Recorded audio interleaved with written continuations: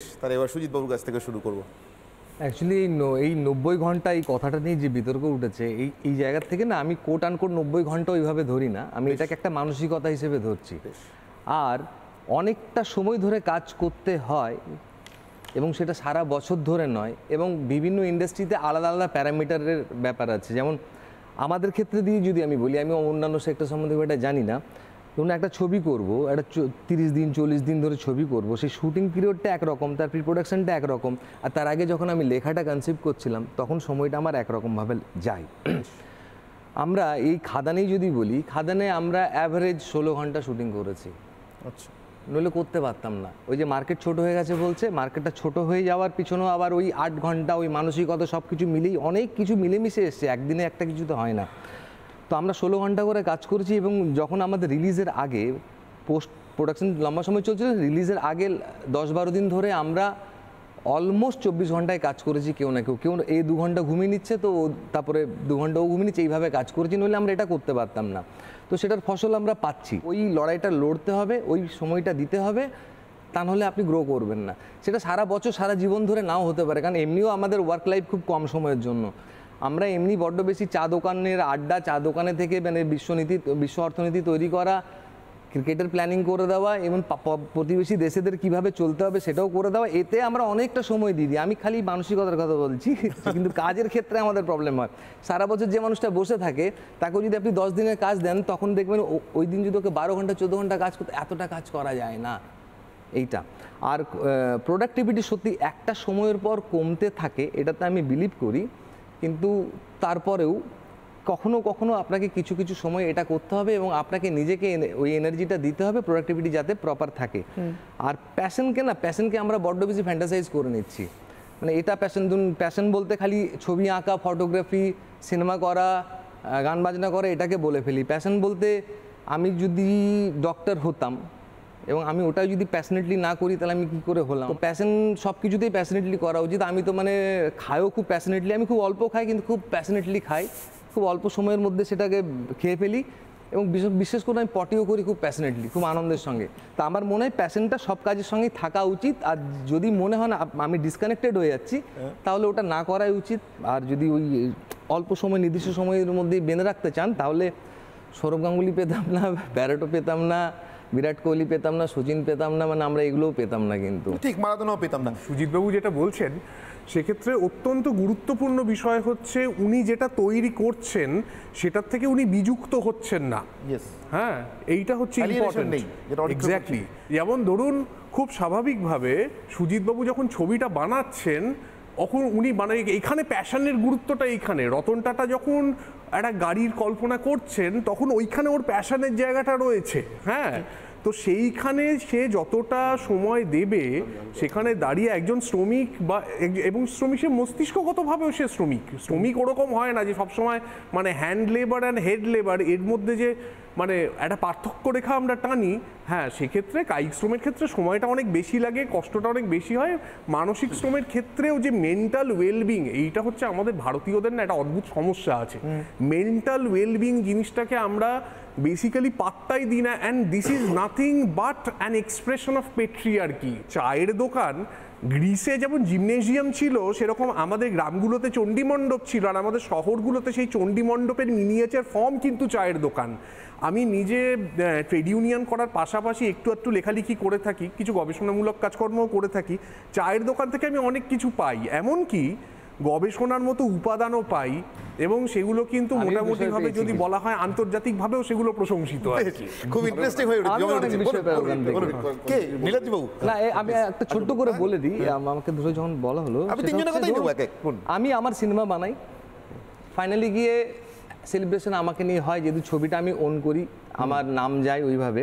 কিন্তু ধরুন, যে মানুষটা ওখানে জল দিচ্ছিল, সে জলের পরিষেবাটা না দিলে বাকি পুরো ইউনিট জল দিচ্ছিল, খাবার পুরো ইউনিট কাজ করতে পারবে না। সে সেটা ভালোবেসে না করলে তার কেরিয়ার গ্রো করবে না, কিন্তু তাকে তার কেরিয়ার গ্রো করতে হবে। নিচে একটা বিরাট বড় শপিং মল আছে, এখানে যারা নিরাপত্তা রক্ষীর কাজ করেন, তাদের কাছে গিয়ে যদি আমি 90 ঘন্টা 8 ঘন্টা সব বলি না, ওরা হাঁ করে তাকিয়ে থাকবে আমার দিকে, কারণ ওরা 12 ঘন্টার কমে দিনই দেখেনি আজ পর্যন্ত কাজের দিক।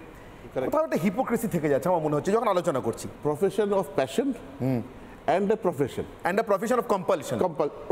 It may not be compulsion. কেন compulsion নয়? আমাদের মতো দেশে স্রেফ রুজি-রুটির জন্য অনেক মানুষ অনেক কাজ করতে যান বাধ্য হয়ে। It is a profession. It is a profession. The profession of passionটাকে কিন্তু তুমি একদম আলাদা করে দাও। বেশ, ও ভালো লাগছে, ছবি করছে, এই করছে, দ্যাটস এ ডিফারেন্ট। বেশ। এবার যদি বলো যে শুধু প্রফেশন, শুধু প্রফেশন, যদি শুধু প্রফেশন বলো, I agree with you to some extent. একটা কম্পালশন থাকে, আমার ঘর চালাতে হবে, আমার ঘর চালাতে হবে, তার জন্য 8 ঘন্টা হোক কি 12 ঘন্টা হোক কি 16 ঘন্টা হোক আমাকে করতে হবে। ওখানে the boss has to lead by example. This is my view. বেশ। আমি যদি 12 ঘন্টা কাজ করতে পারি, আমার জুনিয়রও 12 ঘন্টা কাজ করতে পারবে, আমার কলিগসও 12 ঘন্টা কাজ করতে পারবে। তুমি যাদের এক্সাম্পল নিচ্ছ, দে আর বেসিক্যালি না বেসিক, একদম বেসিক। তারা কেন নিচ্ছে?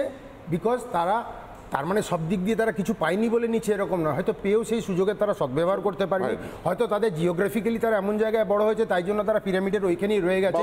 তো তারা জানে যে আমাদেরকে এর ওপরে ওঠার জন্য যে ক্রাইটেরিয়াগুলো আমাদের লাগবে, সেটা নিজের অক্ষমতা হোক, দেশ তাকে দিতে না পারতে পারুক, ওই জায়গায় আমরা আটকে গেছি। So this is our life. আমার 8 ভারও করলে আমার সংসারটা চলবে না। আমি বলছি যারা আমাদের সমাজের খুব উপরের পজিশনে আছে, ধরো একটা জজ, আমি ধরলাম সুপ্রিম কোর্টের জজ, ও কিন্তু 90 আওয়ার্স 100 আওয়ার্স দেখছে না, ওকে তো জাজমেন্ট দিতে হবে। এভরিওয়ান ইজ ওভারওয়ার্কড, ওকে করতে হবে। আমরা কিন্তু আমরা এই যে পিরামিডটা বলো, যারা আমরা ওপরের দিকে আছি না, আমরা কিন্তু ঘন্টাটা দেখি না, আমরা তখন দেখি রেজাল্ট। ধরুন শিলাইদহের জমিদার বাবুই বলুন, অথবা একেবারে ওই নৈহাটির গঙ্গার ধারে ভাঙা বাড়িতে ঘন্টার পর ঘন্টা একটা কাঠের ডেস্কে লিখে যাওয়াই বলুন, মানে রবীন্দ্রনাথ ঠাকুরও বললাম, সমরেশ বসুও বললাম, দুজনের কেউ অ্যালিয়েনেটেড ছিলেন না, দুজনেই প্রচুর সময় দিয়েছেন। উনি জমিদারির বাইরে দিয়েছেন, উনি পেট চালানোর জন্য নিশ্চয়ই দেননি, অতক্ষণ লেখেননি। দুজনেই যাদের নিয়ে লিখেছেন তারা কিন্তু এই কম্পালশনের মধ্যে ছিলেন, সে রামাকৈবর্তই হোক অথবা ওই নৈহাটির গঙ্গা পার করা, গরুর পাল পার করা একেবারে সাধারণ মজদুরগুলোই হোক। আমি বলছি এই সাধারণ মজদুরদের কথা, এদের কি হবে? এটা কি 90 ঘন্টা, আমি 90 ঘন্টা ধরছি না, এটা কি একটা অনন্ত সময় কাজ করবার জন্য বলি প্রদত্ত হয়ে যাবে যে আমি নেই, না থাকলে কেউ একটা এসে করে দেবে? হ্যাঁ, তাহলে তো আমি তাকে কম্পালশনের দিকে ঠেলে দিচ্ছি। আমি একটা সভ্য দেশে কি এটা করতে পারি? আমি কম্পালশনের দিকে ওকে ঠেলছি না। It is his wish weather to work or not to work. বেশ। আপনার কিউ ধরে ওনার অ্যালিয়েনেশন, বিযুক্তি, কম্পালশন, আজকের দিনে ভারতের সমাজ ইউনিল্যাটারাল না, অনেকগুলো ভাগে পুরো গোটা সমাজটা বিভক্ত।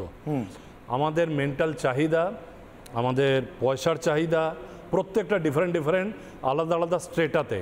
ভারতবর্ষ, সুইডেন, ডেনমার্ক না যে গোটা দেশটায় একটাই সোশ্যাল স্ট্রেটা, আমাদের সবার নিড আলাদা। এবারে আমার নিড একরকম, আমি অ্যালিয়েনেটেড, বিযুক্ত, আমি করছি আরেক রকম। তার ফলে যেটা কোল্যাটারাল ড্যামেজ হচ্ছে সেটা হচ্ছে স্ট্রেস। প্রত্যেকটা কর্পোরেটে আজকাল স্ট্রেস ম্যানেজমেন্টের জন্য আলাদা কনসালটেন্ট। ঠিক। এবারে লোকে ডিপ্রেশনের গুলি খাচ্ছে, ঠিক আছে, তার ফলে লোকে প্রকাশ করছে না। ফেসবুকে মাঝে মাঝে আপনি দেখবেন লোকে দিচ্ছে যে শেয়ার করো তোমার কি প্রবলেম। এই সমাজের এই কোল্যাটারাল ড্যামেজ, এই ইস্যুগুলো আমাদের মনে হয় বেসিক ইন্ডিয়ান ইথস হচ্ছে যে আমার চলার জন্য যা যদি হয়ে যায় তাহলে আমি সন্তুষ্ট। ঠিক। এইটা কিছুদিন আগে একটা কোম্পানি সিইও বম্বেতে উনিও বলেছেন যে ভারতীয়দের যদি দৈনন্দিন সংস্থান হয়ে যায় তারপরে তাদেরকে দিয়ে তুমি আর কাজই করতে পারবে না। কিছু আরবান লোক মোটামুটি আমাদের মতন, তারা ফ্ল্যাট, গাড়ি, ইএমআই এটাকে চেস করে। অধিকাংশ ভারতীয় কিন্তু যেটা নেই তা সত্ত্বেও মনে কোনো গ্লানিবোধ নেই, সেই নিয়ে হ্যাপি। তাকে যদি আপনি বেশি, তাহলে তো বেসিক কোশ্চেন আছে, পুশ করেন, বেসিক কোশ্চেন, তাহলে কিন্তু স্ট্রেস। ক্যাপিটালিজম কি গ্রিড ছাড়া এক্সিস্ট করতে পারে? বেসিক কোশ্চেন না। আমার যদি লোভ না থাকে, না, আমি লোভ না থাকলেও আমাকে আমার সাকসেস কিক দেয়, তার ফলে আমি একটা ক্রিয়েশনের নেশাতে বুঁদ হতে পারি সবসময়, যে আমার গ্রিডের জন্য। আপনি আমাকে ধরেন, আমি খুব প্যাশনেটলি সাংবাদিকতা করি, অন্য অনেক কিছু করতে পারতাম, করিনি, সাংবাদিকতা করি। এবার আমার যদি খুব লোভ থাকে, ধরুন, আমি কিন্তু একদম নৈতিকভাবে বলছি, অনৈতিকভাবে এই কয়লা খাদান থেকে টাকা নেওয়ার কথা বলছি না, ঠিক আছে? মানে আমি যদি খুব লোভ থাকে যে আমাকে একদম আমার প্রফেশনটাতে খুব বড় হয়ে একটা জাগুয়ার গাড়ি কিনতে হবে, তাহলে আমি একরকমভাবে আমার জীবনটা চালাবো। আর যদি না থাকে তাহলে আমি আরেক রকমভাবে চালাবো। আমি ঠিক এই রকম মানুষের কথা বলছি যার কাছে চয়েস আছে, সেই যদি ঠিক করে আমি লোভ করবো না, তাহলে কি সংকটটা লোভ না হওয়ার সংকট?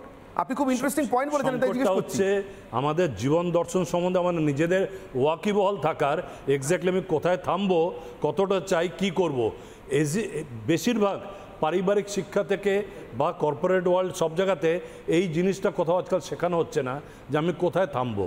এই জন্যই ইন্ডিয়াতে we don't have a capitalist economy, we have a socialist economy. না, we have a mixed India basically আমার প্রোডাক্টিভিটি দেখব, আমার প্রোডাক্টিভিটিটা ইম্পর্টেন্ট সোজা কথায়।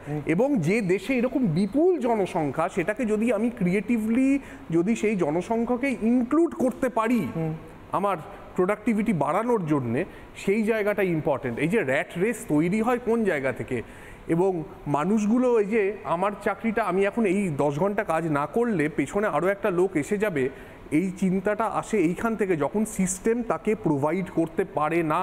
অ্যান্ড দ্য গভর্নমেন্ট, শুধু আজকের না এর আগেও, the government has failed miserably. নানা ধরনের কন্টেন্ট দেখার জন্য লাইক করুন, শেয়ার করুন আমাদের ফেসবুক পেজ, সাবস্ক্রাইব করুন আমাদের ইউটিউব চ্যানেল। পাশাপাশি অন্যান্য ব্রেকিং নিউজের জন্য অবশ্যই চোখ রাখুন রিপাবলিক বাংলায়।